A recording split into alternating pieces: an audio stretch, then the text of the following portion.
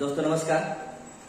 हम लोग आज प्राचीन भारत के बारे में कुछ जानेंगे और कितना टॉपिक पढ़ना है, कैसे हम लोग पढ़ेंगे, यानी कहने का मतलब है कि कौन कौन सा टॉपिक आता है, इन टॉपिक के बारे में जानेंगे। कुछ डिटेल रूप में, कुछ ऐसे भी जान देख लेंगे।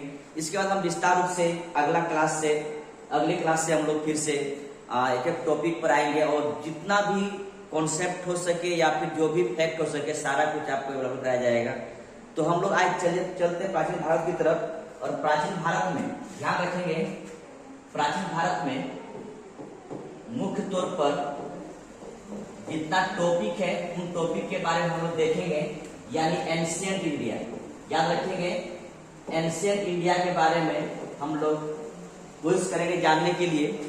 तो अगर एंशिएंट इंडिया को देखा जाए तो आपको ये लगता जरूर होगा कि कुछ चीजें पुरापाषाण काल, मध्यपाषाण काल और नवपाषाण काल। तो स्टार्टिंग में हम लोग देखेंगे, याद रखिएगा, पुरापाषाण काल, इसके बाद मध्यपाषाण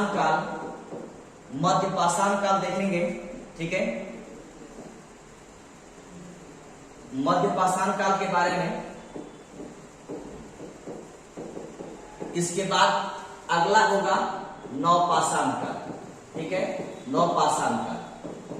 अगर इन तीनों के कालखंड को देखा जाए, ठीक है, तो हर प्रत्येक किताब में या प्रत्येक बुक में या जो भी रिसोर्स आपके पास है उन सारे में आपको ये दिखाई पड़ेगा कि पुरापाषाण काल को हम लोग प्रारंभ से 10,000 BC तक रखेंगे। ठीक है, प्रारंभ से 10,000 BC तक। उसके बाद 10,000 BC से 5500 BC तक मध्यपाषाण को रखेंगे और 5500 BC से 3000 BC तक नवपाषाण काल को रखेंगे। यानी हम लोग स्टार्टिंग में पुरापाषाण काल, मध्यपाषाण काल और नवपाषाण काल को पढ़ेंगे। देखिए कालखंड आपके पास लिखा हुआ, प्रारंभ से 10,000 BC तक। फिर मध्यपाषाण काल को हम 10,000 BC से 5500 BC तक, और आगे चलकर आपका नवपाषाण काल को हम 5500 BC से 3000 BC तक पढ़ेंगे। ठीक है, याद रखेंगे, इन तीनों कालखंड को ध्यान में रखते हुए आगे काम करेंगे। इस पुरापाषाण काल, नवपाषाण और मध्यपाषाण काल के बाद अगला टॉपिक जो आपके पास आएगा वो होगा सिंधु घाटी सभ्यता। याद रखेंगे, अगला टॉपिक होगा सिंधु घाटी सभ्यता। सिंधु घाटी सभ्यता यानी इंडस वैली सिविलाइजेशन। याद रखेंगे, ये बहुत ही इंपॉर्टेंट टॉपिक है, याद रखिएगा, क्योंकि इस टॉपिक से प्रत्येक एग्जाम में कुछ न कुछ पेपर क्वेश्चन आता ही आता है। तो याद रखेंगे, ये बहुत अच्छा टॉपिक है और इनके बारे में हम लोग विस्तार से जानेंगे, विस्तार पूर्वक जानेंगे कि इस सभ्यता का शुरुआत कहाँ से होती है, कैसा होता है, इसके बाद इसका पतन का क्या कारण है, इनका विशेषताएं, खासकर नगरीय विशेषताएं। एक पूरी तरह नगरीय सभ्यता है ये। तो इस सभ्यता के बाद अगला टॉपिक आपके पास आएगा वो होगा वैदिक काल। ठीक है, अगला टॉपिक आपके पास आएगा वो होगा वैदिक काल। याद रखेंगे, वैदिक काल को हम दो खंडों में बांटेंगे। याद रखेंगे आप लोग, वैदिक काल को 2 खंडों में बांटेंगे। एक होगा ऋग्वैदिक काल और एक होगा उत्तर वैदिक काल। ध्यान रखेंगे, उत्तर वैदिक काल। ऋग्वैदिक काल को हम 1500 से लगभग 1500 से 1000 BC तक रखेंगे और इसके बाद 1000 BC से 600 BC तक उत्तर वैदिक काल को लिया जाएगा। ठीक है। इससे पूर्व में एक थोड़ा सा बताना छूट गया, मतलब कहने का मतलब ये है कि जब सिंधु घाटी सभ्यता से आने से पूर्व कुछ हमारी संस्कृतियां आती है, जैसे बनास आहार संस्कृति, कायथा संस्कृति और जोरवे संस्कृति, ठीक है। उनके बारे में वो जानेंगे। ये कब की बात है, यानी सिंधु घाटी सभ्यता से पहले की बात है। बनास आहार संस्कृति, कायथा संस्कृति, जोरवे संस्कृति के बारे में हम लोग पढ़ेंगे। उसके बाद इंडस के बारे में पढ़ेंगे। इसके बाद ये वैदिक काल, ठीक है। अब यहाँ वैदिक काल पढ़ेंगे। वैदिक काल का दो पार्ट करेंगे हम लोग, उत्तर वैदिक काल और ऋग्वैदिक काल। तो ये कालखंड भी आप देख लीजिएगा, कालखंड भी आपका ये होगा, याद रखेंगे। इसके बाद उत्तर वैदिक काल के बाद हम लोग कोशिश करेंगे आगे चलने के लिए, और वो होगा छठी शताब्दी, ठीक है। छठी शताब्दी के बारे में हम लोग बात करेंगे, ठीक है। तो छठी शताब्दी ईसा पूर्व की बात किया जाएगा, ईसा पूर्व की बात किया जाएगा, यानी दूसरी नगरीकरण। याद रखेंगे, एक नगरीकरण आपका सिंधु घाटी सभ्यता है, तो दूसरी नगरीकरण होगा छठी शताब्दी में। यहाँ पर हम लोग 16 महाजनपद को पढ़ेंगे। याद रखेंगे, 16 महाजनपद को पढ़ेंगे।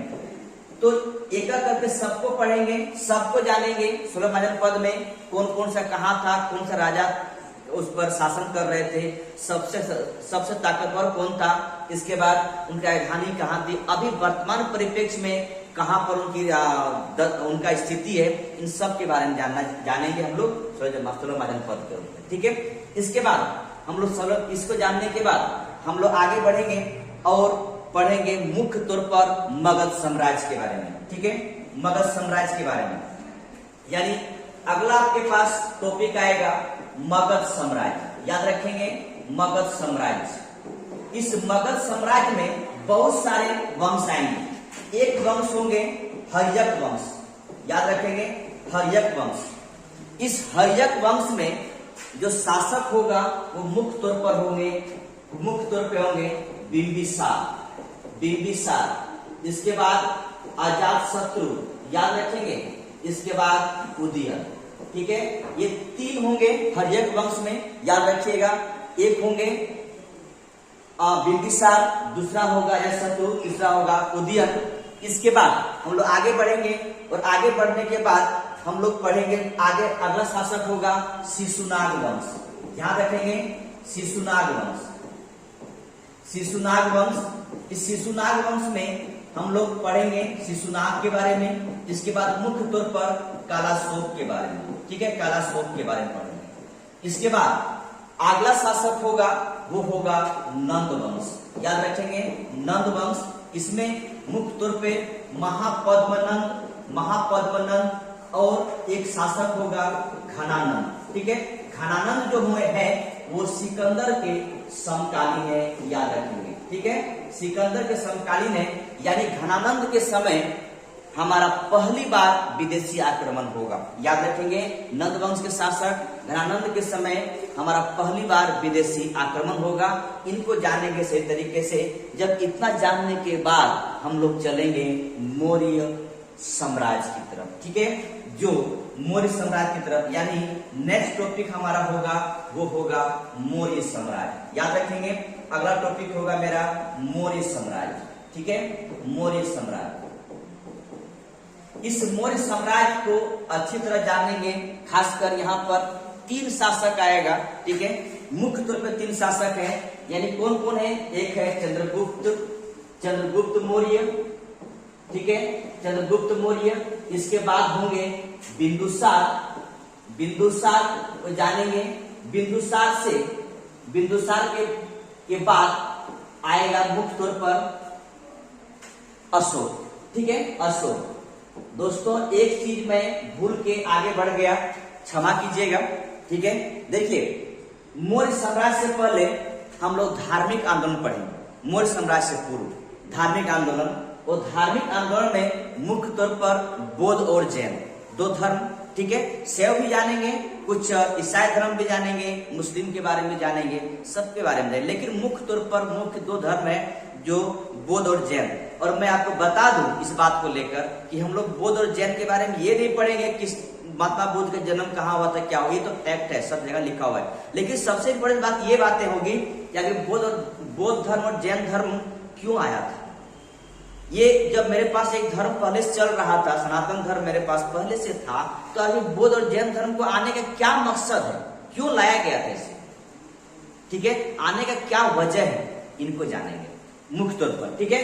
तो हम लोग बौद्ध जैन जानने के बाद, बौद्ध जैन के बारे में जानने के बाद, अध्ययन करने के बाद आगे चलेंगे हम लोग मौर्य साम्राज्य में चंद्रगुप्त मौर्य, बिंदुसार और अशोक के बारे में विस्तार से जानेंगे, क्योंकि अशोक को जानना बहुत जरूरी है, ठीक है, क्योंकि इनका शिलालेख के बारे में हर समय आपसे क्वेश्चन आएगा, क्वेश्चन पूछा जाएगा, तो शिलालेख के बारे में आपके पास आएगा क्वेश्चन। उसके बाद जब इतना होने के बाद हम लोग आगे पढ़ेंगे और होगा वो मौर्योत्तर काल, ठीक है, अगला होगा आपके पास, वो होगा मौर्योत्तर काल, ठीक है।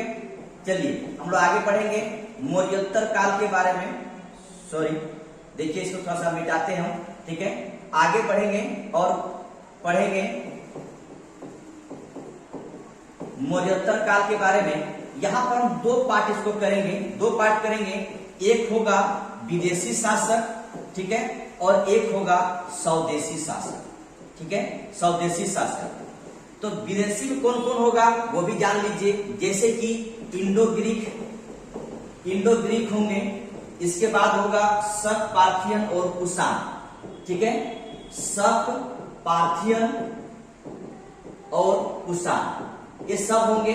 इसके बाद स्वदेशी में कौन कौन होंगे ये भी जान लीजिए, जैसे कि होंगे शुंग वंश, ठीक है, शुंग वंश, इसके बाद कण्व, इसके बाद सातवाहन और इसके बाद लास्ट में होगा चेदी वंश, ठीक है, चेदी वंश।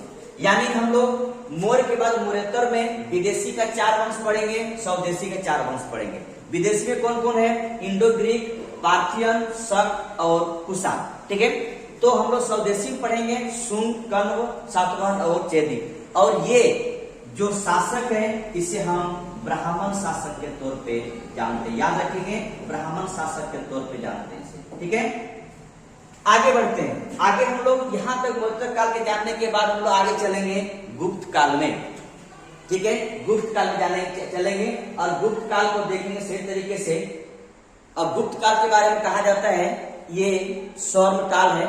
चलिए हम लोग गुप्त काल को देखेंगे, हम लोग बस आज जानेंगे गुप्त काल में, याद रखेंगे गुप्त काल में मुख्य तौर पर अगर आप गुप्त काल के संस्थापक देखेंगे श्रीगुप्त, इसके बाद घटोत्कच, इसके बाद चंद्रगुप्त प्रथम, फिर समुद्रगुप्त द्वितीय, इसके बाद आते रहेंगे इस तरह के शासक बहुत सारे। लेकिन यहाँ पर हम लोग शासक के जिक्र नहीं करने जा रहे हैं, यहाँ पर मुख्य तौर पे गुप्त काल के बारे में जानेंगे। और गुप्त काल के जानने के बाद, ठीक है, गुप्त काल जानने के बाद हम लोग चलेंगे गुप्तोत्तर काल, ठीक है। गुप्तोत्तर काल में खासकर यहाँ पर हम देखेंगे कन्नौज के बारे में जानेंगे और साथ साथ में हर्षवर्धन के बारे में, ठीक है, हर्षवर्धन के बारे में। तो इतना कुछ जो आप लोग यहाँ पर मैं बताया, इतना कुछ हम लोग मुख्य तौर पर प्राचीन भारत में पढ़ेंगे। और इसके बाद जो ही आगे बढ़ेंगे वो राजपूत काल होगा, ठीक है, राजपूत काल होगा जो कि पूर्व मध्यकाल के तौर पे आते हैं, ठीक है, पूर्व मध्यकाल के तौर पर।